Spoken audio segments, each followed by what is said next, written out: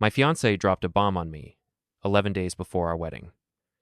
She casually mentioned she was meeting her ex-boyfriend for closure, and that she needed it in order to marry me with a clean slate. I told her in no uncertain terms that I was not okay with it. She went anyway. That same afternoon, her best friend posted an Instagram story from a luxury hotel rooftop pool. There, clear as day, was my fiancé in a brand new bikini, laughing next to the same ex, his arms slung possessively behind her back. When I showed her the evidence later, she sighed dramatically, rolled her eyes, and told me I was making a mountain out of a molehill. I did not scream. I did not beg. I simply screenshotted everything and sent it to her entire family group chat. By the next morning, her parents, aunts, uncles, and cousins were on my doorstep pleading with me to forgive her. If you ever want to see someone's real character, watch how they react the moment you tell them no. Here is exactly how it unfolded. I was working from home that day, buried in spreadsheets for a client deadline, when Lauren poked her head into my office. "Hey babe, quick heads up. I am grabbing coffee with Evan before meeting the girls for lunch." Evan, the guy she dated for 5 years through college and beyond. The one she swore was ancient history the day we met. I stopped typing and turned my chair toward her. Why? She was already halfway out the door. He is jingling, just tying up loose ends. He is moving out of state soon and wanted to say a proper goodbye. I think it will help me start our marriage without any baggage. I kept my voice level. I am not comfortable with that. Not 11 days before our wedding. She paused, one hand on the doorframe. It is literally just coffee, Peter. If it is just coffee, it can wait until after we are married or never. I am asking you not to go. She gave me that familiar eye roll I had seen 100 times when I dared to disagree with her. You are being dramatic. I will be 2 hours tops. You will see it as nothing. Lauren, I am serious. Please do not do this. I am going, she said, tone final, and the door clicked shut behind her.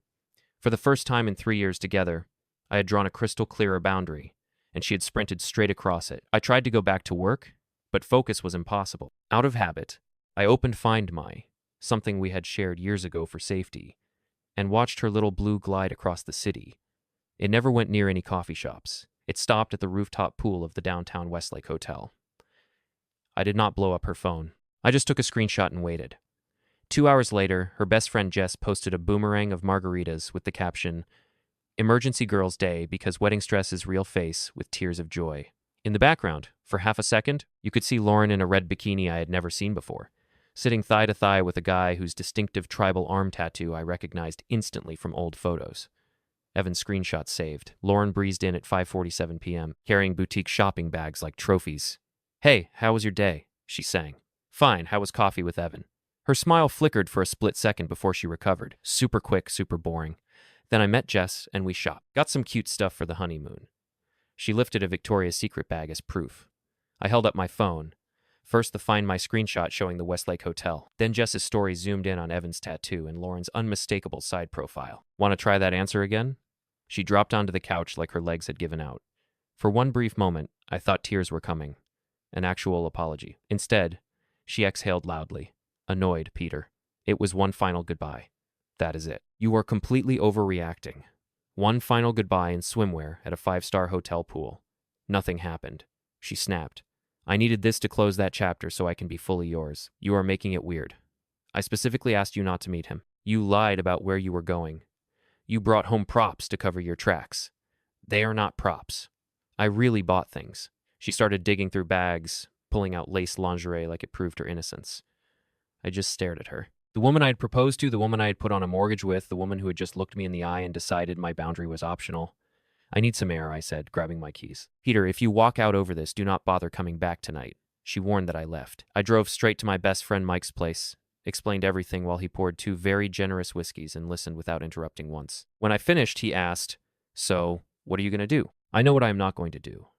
I said, "I am not marrying her." I crashed on his couch, ignored the escalating texts. First, anger. "You are being immature." Then, fake concern. "Where are you?" "I am worried."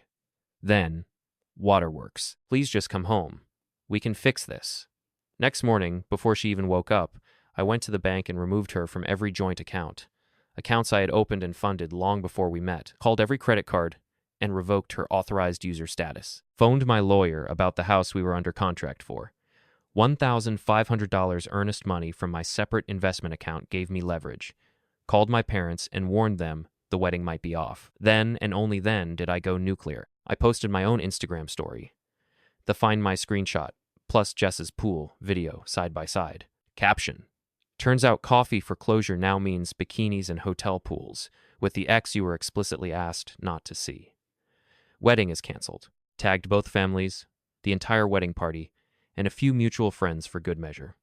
My phone exploded. Lauren called 19 times in 8 minutes. Her mom, her dad, her cousins, everyone. I let it all go to voicemail. That evening, knowing she had a bridesmaid dinner, I went back to our apartment to pack. Clothes were thrown everywhere, drawers hanging open. She had clearly torn through the place in a panic. I was zipping my duffel when the front door slammed open. Lauren stood there, mascara rivers down her cheeks, hair wild. "How could you embarrass me like that in front of literally everyone we know?" she screamed. "Interesting choice of priority," I said calmly. "You are more upset about people finding out than about what you actually did." "Nothing happened, Peter. It was innocent. Like the innocent lie about lunch with the girls, or the innocent shopping bags you used as an alibi. I was going to tell you everything eventually after the wedding." "You mean when leaving would cost me half of everything plus alimony?" Her face changed. Tears dried up instantly. "You will regret this," she hissed. "My dad is a retired judge. You think you can just walk away from the house, the deposits, everything? You have no idea the hell he will rain down on you." I picked up my bag. Actually, I ran the numbers. Losing the deposits and even the full earnest money is still cheaper than marrying someone who thinks my boundaries are negotiable. The next afternoon, I got a text from an unknown number. "This is Thomas Wilson. We need to speak." My house, 2 p.m. I knew this was coming. I arrived exactly on time. Lauren's dad answered the door himself, stone-faced. Lauren sat on the couch, flanked by her teary mother. Her younger sister, Rachel, hovered awkwardly in the corner. Thomas did not offer me a seat. "Fine by me." I stayed standing. "Let us not waste time," he began. "This has spiraled out of control," Lauren explained. "It was an innocent farewell drink that got misinterpreted. Guests are arriving, deposits are non-refundable, reputations are on the line. I am asking you, man to man, to reconsider." Lauren's mom chimed in. She knows she should have been more transparent, but ending an engagement over one afternoon. Lauren looked up with red eyes. "I am so sorry, Peter. I should have listened. Nothing physical happened. I swear, I just needed to say goodbye properly, so I could be the wife you deserve." I let the silence sit for a beat, then pulled out my phone. There are a couple things Lauren forgot to mention. I opened the banking app. 2 days ago, she transferred $5,000 out of our joint savings, the furniture fund. Lauren opened her mouth, but I kept going. And last week, she used our shared travel rewards card to book a hotel room. The weekend, immediately after our honeymoon would have ended. In the exact city Evan is moving to, confirmation came to my email. Rachel actually gasped out loud. Lauren's mom went pale. Thomas turned slowly to his daughter the way only a former judge can. "Is this true?" Lauren crumbled into real tears this time. It is not what it looks like, but it was exactly what it looked like. The plan was obvious. Marry me, enjoy the fully paid honeymoon in Bora Bora, then sneak off for one last fling with Evan before settling into the role of perfect wife. Thomas looked at me, all the bluster gone. "Peter, I owe you an apology. I clearly misread the situation." "And you?" I nodded. "Appreciate it, sir," Lauren's mom whispered. "What happens now?" "Now I finish moving out.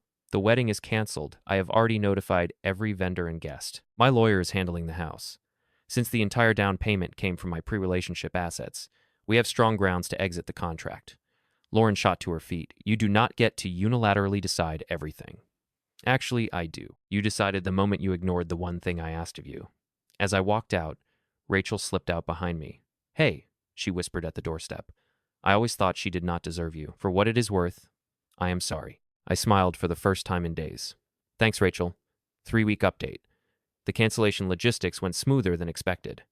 Vendors were surprisingly kind. Many refunded portions they did not have to. I told family who had already flown in to treat it like a vacation on me. Half of them did and sent me photos of dinners and shows. It helped.